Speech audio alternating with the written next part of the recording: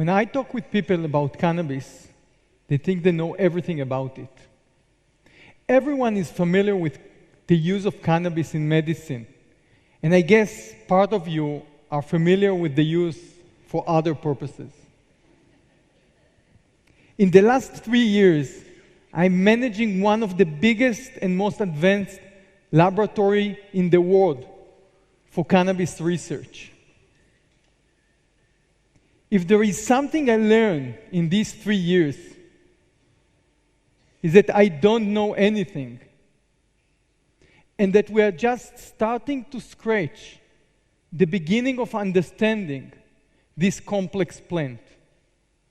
People are saying cannabis can kill cancer cells. What's the meaning of it? Does it kill all types of cancers? Which cannabis?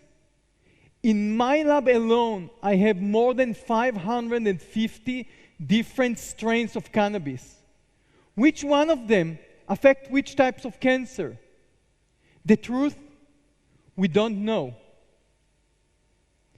Does cannabis can really treat cancer or other diseases? Yes, I assume it can.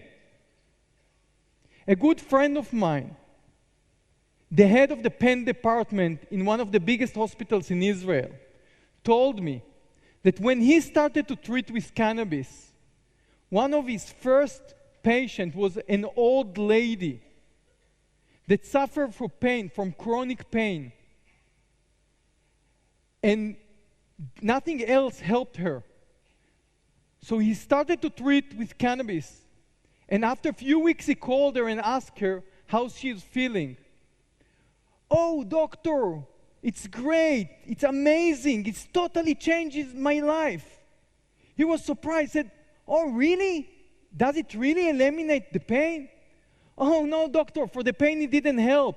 But now my grandson coming to visit me every evening."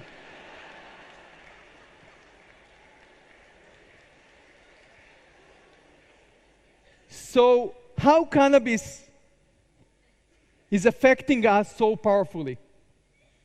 On the cannabis flowers, there are cells that produce unique compounds. These compounds called cannabinoids. And these compounds are unique since our body can produce similar compounds. Actually, in our body, we have a special and important system called the endocannabinoid system. This system regulates, relax, eat, sleep, forget, and protect. All these important processes and cannabis compounds affect our body through this machinery. I will give you one example. There is 2 ways to feel hunger. One is through our stomach and one through our head. When we're not eating for a long time, our stomach shrinks and we're feeling hungry. But how many times do we eat even when we are not hungry? We're finishing a huge meal. We cannot breathe. We're totally full. And then comes the dessert. It is not your blame. It's all the endocannabinoid system, believe me. Using cannabis in medicine, it's not something we invent in the last years. Did you know that cannabis is one of the ancient plants human beings used as a medicine? The Chinese used it thousands of years ago as a major medicine. The Egyptian used it to treat glaucoma or inflammation. Till 1937, more than 100 illnesses were treated with cannabis. If you will open a medicine book from 1920, and I did it in Portland half a year ago, you will find out that the whole chapter is dealing with cannabis and illnesses. So think about it, it's crazy. For 5,000 years, it was the major medicine for mankind. And in the last 80 years, it just disappeared. So how cannabis came back to the medical arena? Charlotte Figi was born in 2006 in Colorado. When she was 3 months old, she started to suffer from seizures. She had more than 50 seizures a day. Till she was 5 years old, she already tried every medicine on earth, and nothing helped her. By then, she already lost her ability to walk, talk, and eat. She was about to die. When she started to use cannabis, it totally stopped her seizures. From 50 seizures a day to 1 or 2 seizures a week, and then totally eliminated. Charlotte used cannabis with very low amount of THC, the only compound that have psychoactivity in the cannabis. So actually, it didn't make her to be high or stoned, but it still eliminated the seizures. 2 months ago, a guy came in my lab with a small bottle in his hand and asked for my help. This guy, Daniel, told me that his wife had a small car accident 4 years ago, and since then, she started to suffer from seizures. For a whole year, she was in and out the hospital, trying to find a medicine to help her to reduce the seizures. After 1 year, a friend of Daniel came with an extract that he did from cannabis. And when Daniel's wife started to use it, it stopped totally her seizures. After 4 months, this extract started to run down. So Daniel came back to his friend to make a new one. Unfortunately, the new one didn't work at all. Daniel's wife used cannabis with low THC and high CBD like Charlotte. But we have hundreds of strains like that. Every one of them contain different combinations of cannabinoids. So actually, it's a different medicine. How can we repeat the treatment? For 2 years, Daniel did hundreds of extracts. Until 3 months ago, bingo, he succeeded to find the one that reduces his wife's seizures again. When we started in my lab to work with cannabis and to check how it affects cancer, we find out that there is a specificity between the types of the cannabis and its ability to attack cancer cells. Cannabis number 1 will kill colon cancer, but will do no harm to prostate cancer. But cannabis number 2 will do no harm to the colon cancer, but will kill the prostate cancer. But what are the differences between cannabis number 1 to cannabis number 2? What are the differences between the cannabis that Daniel's wife is using now to the 100 she tried in the last 2 years? You will be surprised to learn that nobody in the world can give you this answer. Even though there are over than 100 cannabinoids and a total of over than 500 active compounds in the cannabis, we are able to identify just few of them. Physicians prescribe cannabis all over the world, but on this prescription, there is no specificity to the types of the cannabis, not dosage or way of administration. How can we repeat a success treatment if we don't know what are the compounds, the active compounds that affect the patient? In order to answer part of this question, we developed in my lab a unique method to identify all the active compounds of cannabis. Today, we are not blind anymore. On top of our basic research in cancer and in a neuro disease, we are running the database project. In this project, today in Israel, every cannabis that a patient can get in Israel, every time that a grower pick a batch or make an extract, it's coming through my lab first, and we're doing full identification. On the other hand, we are following up on the patient and trying to understand which type of cannabis affect which types of disease. The idea is to merge these two arms and to say in these 30 strains elevate appetite in 80% of the patient. What are the common compounds in these strains that are not existing in the strains that not elevate appetite? And to this, to take to animal model and clinical trial to make it evidence-based.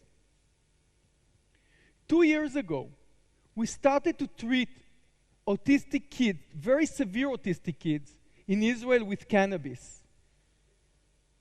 These kids, most of them didn't communicate at all. Most of them not even in eye contact.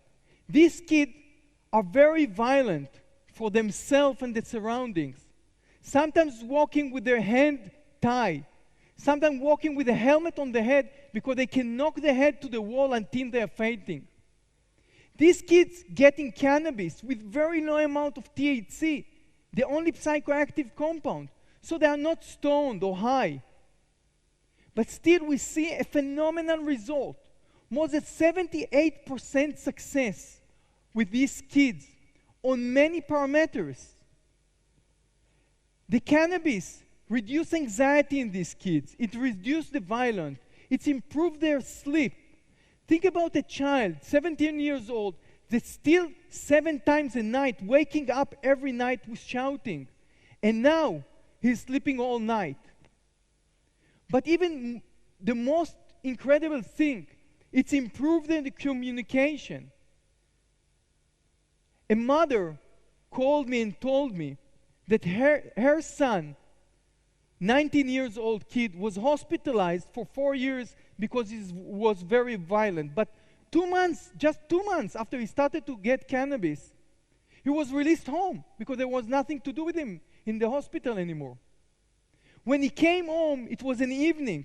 So his mother asked him what he wants for dinner. And for the first time in his life, he looked in her eyes and said, an egg. This mother told me, Daddy, you don't understand. It's not that my child is a normal now. He didn't ask a scrambled egg with onion. But from the moment he was born, I'm reading stories to these kids. I'm talking with him. I'm asking questions. He knows what it is, an egg. He knows what he wants to eat. I didn't waste all my life. These things changed this family's life. 2 months ago, the companies that supply the extract, the cannabis extract to these families, had a problem with the crop. It's a plant. It didn't grow well. So they had to produce an extract with similar strain. Again, high CBD, low THC ratio 20:1, so similar that this company thought that they can say that it's actually as the original one. But after a few days, the dream crashed. These kids become violent again. One kid went through the window when the window was closed and cut his body all over. One kid jumped on his mother, 17 years old kid, jumped on his mother and beat her in a way that she had to get medical care. A father called me less than 2 weeks ago and told me that his son had such a burst of violence that in order to control him, by accident, he broke his both hands. Since we have in our database exactly what these kids got before, we were able immediately to identify the changes between the original strain to the strain they are getting now, and to direct them to a different company that has similar cannabis to the original one. For the first time, we were able to help these kids to get the right treatment. For the first time, we are able to help Daniel's wife to understand what she's getting and to repeat the success treatment. I am a scientist. I have a laboratory for cancer research in the Technion, the Technology Institute of Israel. I'm not a big fan of cannabis. And if it was a spinach and petunia, it was better for me. It was much easier. But it is cannabis. And what I did learn in the last 3 years, that this plant have an enormous potential to treat many illnesses. Whether we like it or not, it is here, and it's not going. We cannot take it away anymore from the kids that have 200 seizures a day, and now they are seizure-free.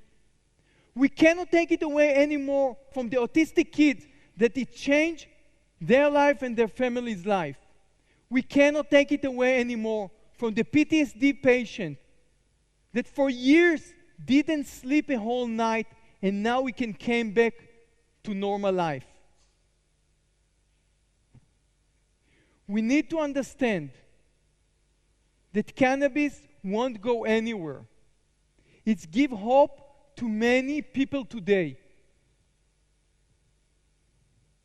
It should be another option in the toolbox of the physician to treat the patient. It is our responsibility to learn how to use it better and how to precise it. It's our responsibility to take it to the next level. We, the scientists, the physician, the community, owe it to our patients. Thank you very much.